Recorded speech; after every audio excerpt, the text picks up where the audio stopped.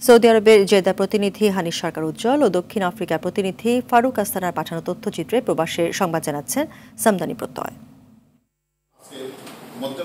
Saudi আরব পশ্চিমাঞ্চল যুবদলের কর্মী সভা আয়োজিত হয়েছে।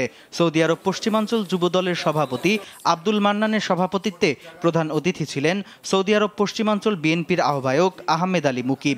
পশ্চিমাঞ্চল যুবদলের সাধারণ সম্পাদক শেখ মুস্তাক আহমেদের সঞ্চালনায় সভায় বক্তব্য রাখেন সদস্য সচিব মনিরুজ্জামান তপন, প্রকৌশলী নুরুল আমিন, টিপু সুলতান, আমিনুল ইসলাম, সাখাওয়াত হোসেন, মফিজ আলবি, নাসির স্বপন সহ অনেকে।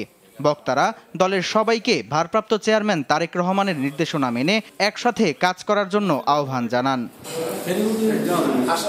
এদিকে জেদ্দায় পবিত্র ঈদে মিলাদুন্নবী উপলক্ষে মিলাদ ও দোয়া মাহফিলের আয়োজন করেন হারামাইন গ্রুপের কর্ণধার নজরুল ইসলাম তালুকদার।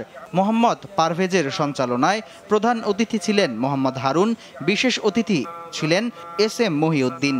এ সময় শেখ ইসমাইল, জসিমউদ্দিন, মোহাম্মদ নোমান, মোহাম্মদ ফয়েজ, ফোরকান, মনোয়ার, হাফেজ সৌরভ সহ বিভিন্ন রাজনৈতিক দল ও সংগঠনের নেতাকর্মীরা উপস্থিত ছিলেন। আয়োজনে মুসলিম উম্মার জন্য মোনাজাত করা হয়।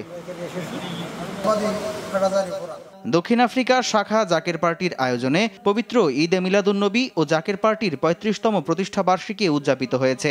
ইকবাল হোসেনের সভাপতিত্বে প্রধান অতিথির বক্তব্য দেন শাহিন কাদির, বিশেষ অতিথি ছিলেন সৈয়দুজ্জামান শোয়েব। আলোচনায় বক্তারা সমাজ ও বিশ্বে শান্তি প্রতিষ্ঠা করতে মহানবী সাল্লাল্লাহু আলাইহি ওয়াসাল্লামকে অনুসরণ করার কথা জানান। এ সময় উপস্থিত ছিলেন আলী হোসেন, জিয়াউল হক, সামুন মিয়া, রাজীব, কাজল মিয়া, নাইম ও মোবারক সহ অনেকেই। সামদানি প্রত্যয়, RTV।